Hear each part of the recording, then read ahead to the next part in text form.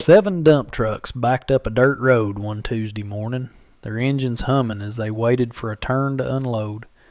Each truck carried a heavy load of red, sticky clay, the kind of material highway crews dig out when they are cutting a new road bed and have no use for. The farmer stood at the top of that hill watching them arrive, and most of the people watching him figured he had made a pretty bad deal. Free dirt sounds good until you realize it is just waste clay, which is usually the stuff you throw away. What a man does with 500 tons of material nobody else wanted on a hill nobody thought was worth farming is the real story here. He saw something in that red dirt that the highway department could not see, but the hill almost beat him before it ever produced a single thing. The hill had been on the property since he bought the place, which meant it had been his problem from the day he signed the papers, whether he liked it or not. It ran up the back corner of the farm at a pitch steep enough to make a tractor driver nervous, and the rock came so close to the surface that you could see it poking through after a hard rain.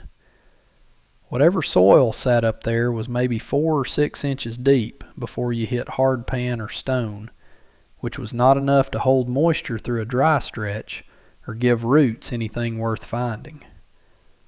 He tried to mow it a few times when he first moved in out of stubbornness more than strategy, but the blade caught rock twice in the same afternoon, and he decided to leave it alone after that. Every farm in that part of the country has one of these spots, a parcel that comes with the deed but never makes it into the actual rotation. This was the ground that existed on paper but not in the plan, and while some farmers ran a few beef cows up theirs and called it pasture, others just let the brush take it back.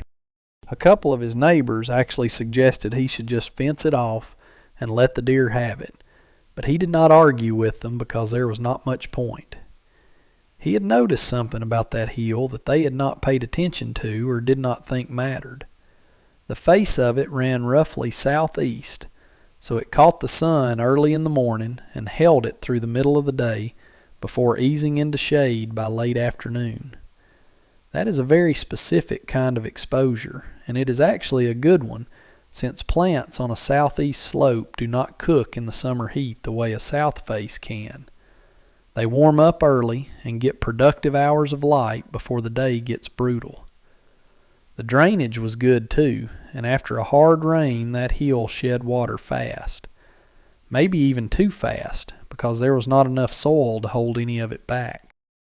But the bones of the thing were right, the aspect was right, and the air movement was right since it set just high enough that cold air drained away on still nights instead of pooling. What was not right was the soil, or the lack of it, because 4 inches of thin and rocky topsoil will not carry anything worth growing. The hill had the right address, but nothing in the house, and he looked at it most years and thought about it without ever arriving at a solution. The potential was real enough that he could not let it go entirely, but the problem was real enough that he had not figured out how to fix it until the county started building a road. The county road project started about 4 miles down the way, and it was a substantial cut that required a whole new alignment. To get the grade right on a project like that, you have to pull up a massive amount of ground. When you build a road through rolling country, you don't just lay the pavement on top of the grass and call it a day. You have to dig deep and haul away whatever was sitting underneath. And what you find down there is almost never the good topsoil. It is subsoil, which is that dense, compacted, clay-heavy material that sits anywhere from 6 inches to 6 feet below the surface. It mostly just sits there in the dark, doing nothing in particular, except holding the rest of the earth together. The project generated a mountain of the stuff, and they soon realized they had more than they could ever stockpile on the job site. The project manager did what those guys always do when they have material they need to move, and he started calling every farmer in the area.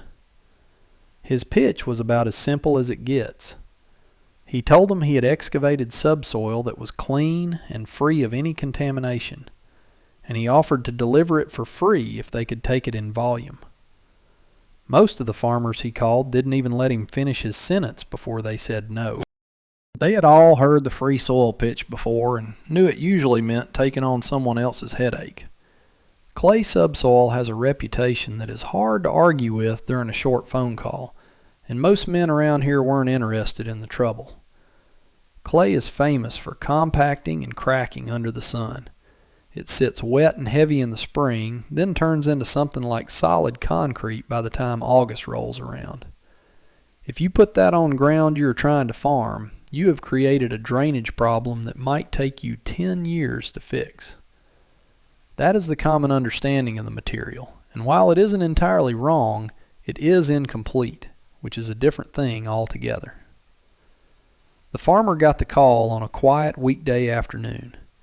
He let the project manager finish his talk and then asked a few specific questions about how deep it was coming from and what the delivery window looked like. Once he had the facts, he told the man he would take every load they had. His neighbor heard the news within 2 days because word travels faster than trucks in a small county like this. The general consensus was that he had either misunderstood the deal or had finally taken leave of his senses. You do not improve a piece of ground by dumping heavy clay on top of it, and that is just not how soil works in the minds of most people. They figured he was about to ruin a perfectly good field for no reason. He didn't spend much of his energy trying to defend the decision to the neighbors. It wasn't that he was being secretive, but the explanation required a much longer conversation than most people want to have while standing next to a pickup truck. The short version of the story just didn't work for them. Telling a man you plan to terrace a hill and grow grapes sounds a little bit crazy when the hill in question is just a rocky, brush-edged slope that has never grown anything worth mentioning. What he was doing was operating on a different clock than the people living around him. They were thinking about what that clay would do to a field this season, or maybe the next one. He was thinking about what that ground might become in a decade if he gave it the right conditions and enough of his patience. Those are two very different calculations, and the people who thought he was wrong weren't exactly incorrect. They just weren't running the same math he was. The trucks were scheduled to start arriving in about 6 weeks. He spent that time walking the hill and measuring the slope while he thought about how the water would move. Clay has a bad reputation, and most of that was built by people who ran into it in the wrong context. Maybe someone tried to till a wet clay field in April and ended up spending a week fixing his broken equipment. Someone else might have poured water on a clay patch and watched it sit in a pool for 3 days straight.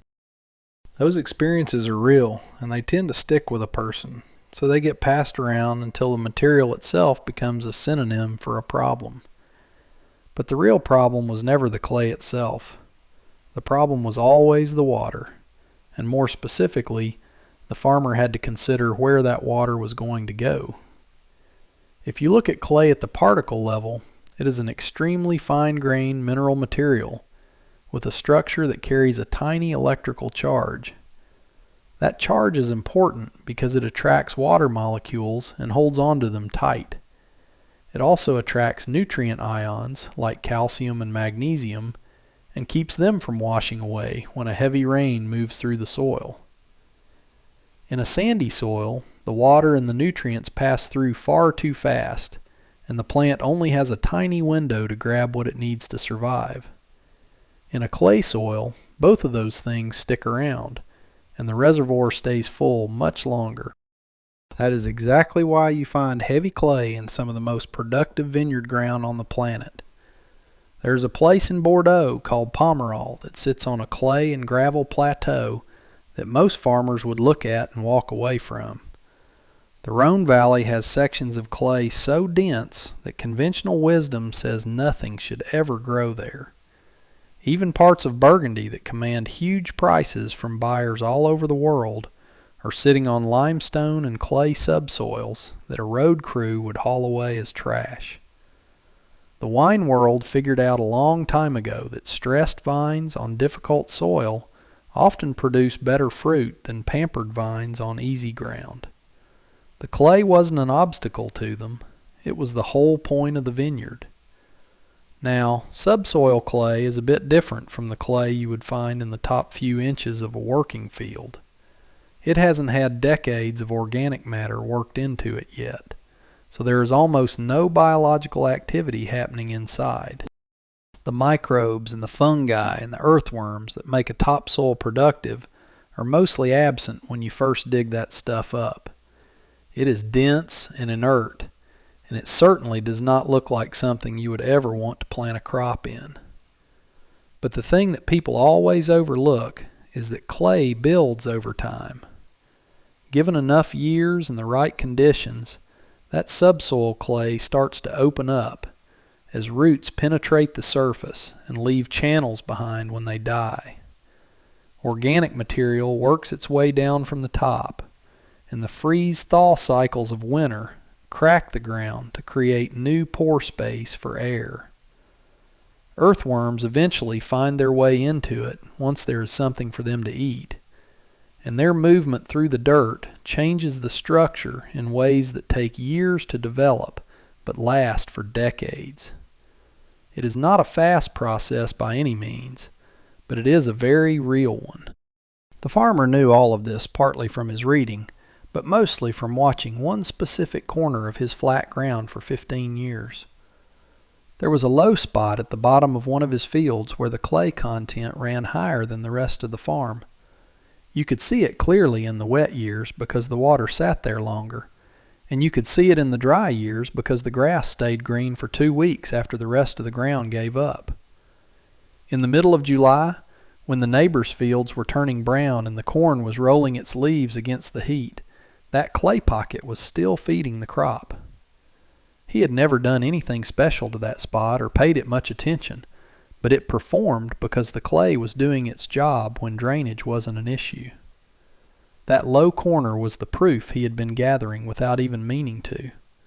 It wasn't just a theory he found in a soil science textbook or something he heard in a lecture. It was just a patch of ground that kept showing him what the material was capable of as long as the water had a place to go. The hill on his property had plenty of places for the water to go because it drained by gravity. The only real issue he had to solve was making sure the clay stayed on that hill long enough to do something useful. Saying yes to the clay was the easy part, and that decision took all of 30 seconds on the phone. What came after that phone call took most of a summer.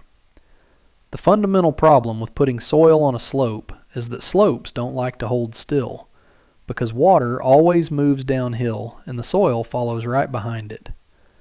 You can pile material on an incline and it might look stable for a week or two, but then a decent rain comes through and you have to watch your progress redistribute itself toward the fence line.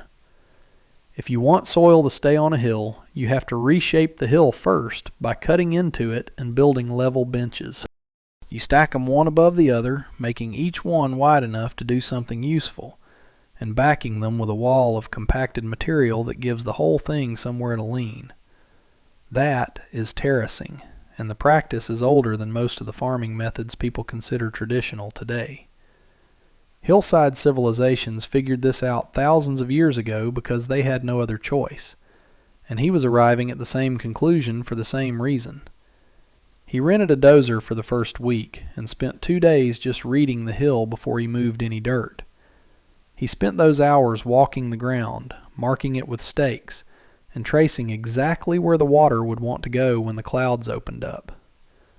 To establish the grade for each bench, he used a simple optical surveying level he borrowed from a neighbor, checking and rechecking every measurement by eye before the blade touched the earth. The first terrace came together reasonably well, but the second one took longer because he misjudged the angle on the back wall and had to pull material out to repack it. By the time he reached the third level, he had developed a rhythm that made the work feel steady. Then the clay trucks started arriving. Clay at delivery weight is not the same thing as clay that has been sitting in a pile for a week. When it comes off the truck, the material is dense but responsive to the dozer blade, which makes it easy to push around and compact into position. If you let it dry out, it develops the personality of old concrete, but if you let it get too wet, it moves wherever it wants to go. He found himself racing the weather in both directions at once, trying to place and compact each lift of material before either extreme took hold of the ground. There were days when the dozer track sank 4 inches into a terrace he thought was finished, which meant he had to pull back, drain the water off, and wait for it to firm up before starting again. On other days, the clay baked into a hard crust on top while staying soft underneath, and a loaded truck crossing it would break through like thin ice. He adapted to these setbacks because you don't spend a career farming without learning that a plan is just a starting point rather than a contract. The rain that almost ended the project came in mid-July, when 2 inches fell overnight with more behind it. He had just placed a massive amount of clay on the upper 2 terraces and had not yet cut the drainage channels that would carry runoff safely off the slope. He knew he needed those channels and had planned to cut them the next morning, but the weather didn't wait for his schedule. He woke up to a hill that had moved. It hadn't collapsed or failed completely, but it had shifted enough that he could see the work of the last 3 days losing its shape in the gray morning light. A crease had opened in the face of the upper terrace where water had found a path and taken it, and he stood there for a while just looking at it. Anybody would have done the same. Then he got back on the dozer. He rebuilt what had moved, but before he placed another load of clay anywhere on that slope, he cut drainage channels into every terrace he had already finished. These were shallow diversions angled to carry water off to the sides rather than straight down the face of the hill. It slowed the work and cost him 10 days he didn't really have in the delivery schedule, but the next rain came and went and the terraces held firm. By late September, the hill looked nothing like the one he had started with because it finally looked intentional. By the time fall arrived, the terraces held their shape, but the new question was what he should actually put on them. He didn't settle on grapes immediately. He spent part of that winter thinking through the obvious options first, working through them like a list, and being honest about what the terraces could actually support. Vegetables were out of the question. Growing vegetables requires consistent fertility, reliable moisture at the root zone, and ground that is biologically active enough to support rapid plant development. The terraces had none of that yet, because the clay was structurally sound but biologically empty, and vegetables do not wait around for the soil to develop a personality. They need what they need in a very specific window, and if those nutrients aren't there, you lose the entire season. Grain was a similar problem, and the slope was too steep to run equipment across efficiently anyway. He would have been harvesting by hand on the upper terraces, and that isn't a business so much as it is just hard exercise. Pasture grass was a possibility that would have stabilized the surfaces and given the clay something to anchor it through the wet seasons. It required almost nothing from the soil in return, but it also would have produced almost nothing for him, and he hadn't spent a summer on a dozer just to grow something he had to mow. Grapes kept coming back to the top of his list, for reasons that were practical and specific rather than romantic. The first reason is that grapevines handle stress in a way almost no other commercial crop can match. If you put a corn plant in thin, difficult ground, it shows you the problem immediately through stunted growth and small ears that lead to an economic loss. When you put a grapevine in that same difficult ground, the root system goes looking for what it needs. It pushes down past where a shallow-rooted crop would give up, finding moisture and minerals that exist far below the comfortable zone. The vine might not yield as heavily as one growing in rich bottomland soil, but the fruit it does produce tends to be more concentrated, with thicker skins and more developed flavor. Stress is not the enemy of a grape, and in moderate amounts, it actually becomes part of the final product. The second reason was the drainage. The terraces shed water off their faces and into the channels he had cut, which meant the clay would stay moist without becoming saturated. Wet feet will rot a vine, but consistently moist ground at depth, with good drainage at the surface, is close to ideal, and he had built that exact condition into the slope without even planning to. The third reason was the element of time. Grapes are a perennial crop that you plant once, establish over several years, and then farm for decades.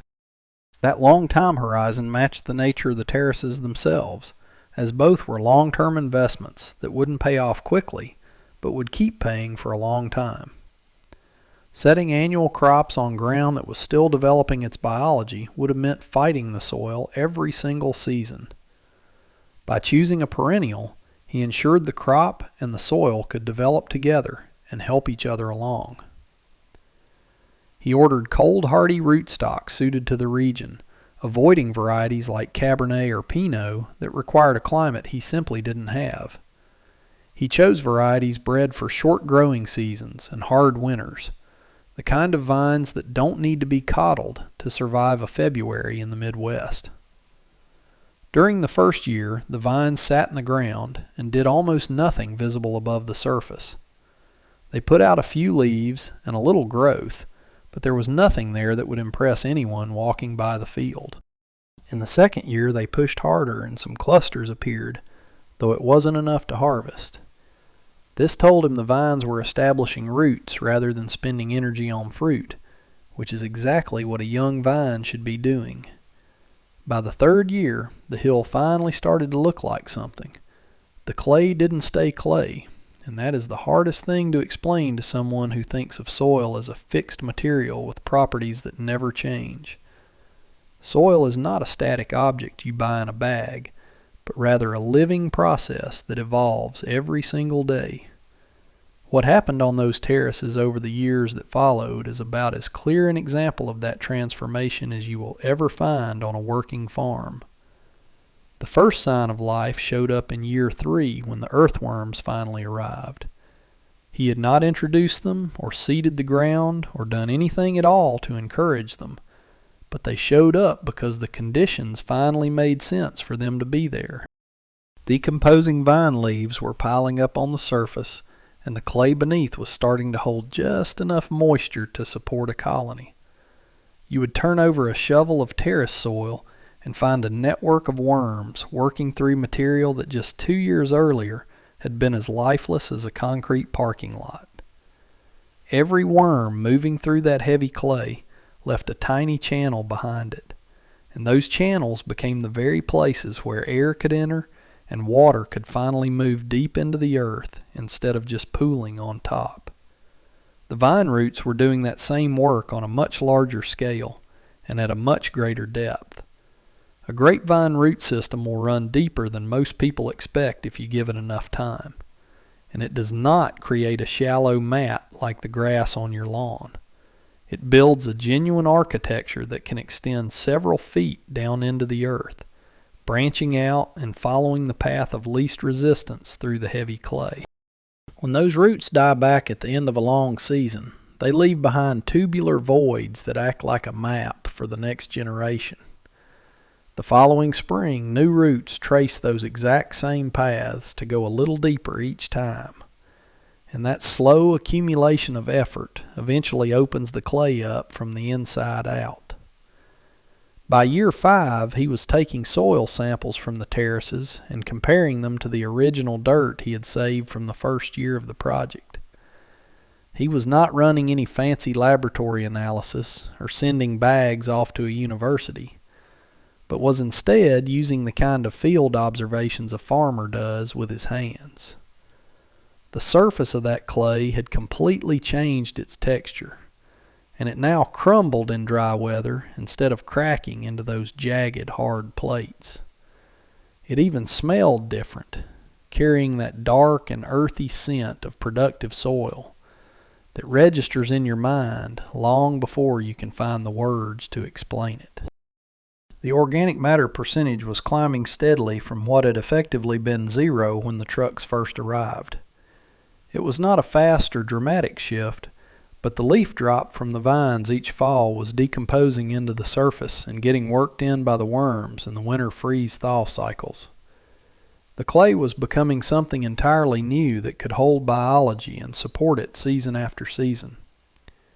It was not quite loam, and it was not topsoil in the way a gardener thinks of it, but it was a structured version of itself that finally had the strength to grow something meaningful. Year 6 was when the production numbers finally got his attention. The vines on those clay terraces were actually outperforming the flat ground plantings his neighbors had established years before he ever put a dozer on his hill. He was seeing more fruit per vine, which ran directly opposite to what common sense and local wisdom predicted for a steep clay slope.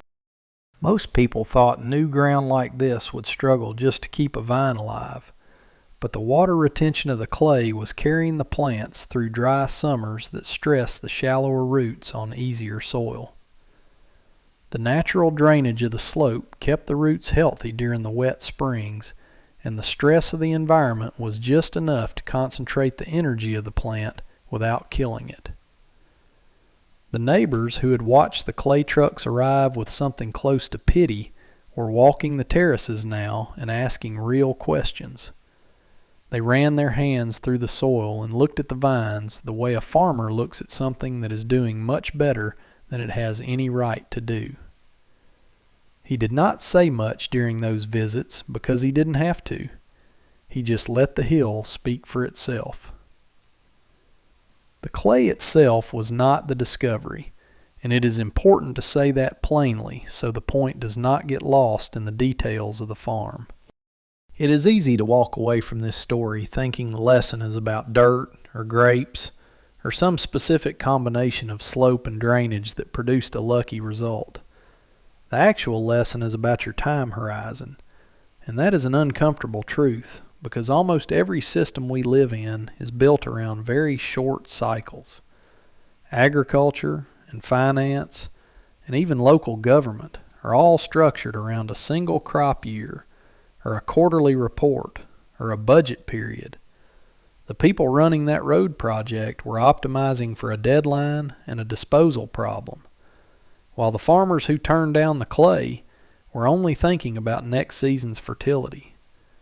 Nobody was necessarily wrong in their thinking, but they were all trapped working within the narrow window they had been given. He gave himself a much longer window to succeed, and that simple shift in perspective changed everything that was possible for the land. Every year in this country, construction crews dig up enormous amounts of subsoil and spend a fortune moving it to landfills because no use for it appears on a short timeline. The material is not dangerous or contaminated, and it does not require any special handling to be safe. It just does not fit into an immediate category of value, so the accounting software labels it as waste, and that is exactly what it becomes. When we only look at the next few months, we throw away the very things that could build the next few decades. A farmer with a long enough view is the missing piece of that entire equation. This is not because farming is romantic or because there is something virtuous about moving dirt, but because the math actually works if you are willing to run the numbers out far enough. The only real costs were the dozer rental and his own labor, both of which he was able to absorb over time. The material was free, and the terraces did not require much maintenance once they were built. The vines kept producing without the high annual costs that row crops demand, and the hill went from a net zero that returned nothing to a producing acre that required less labor than anything else he owned. That logic is not unique to a vineyard in the woods, and you can see it anywhere one process creates a byproduct that another process could use.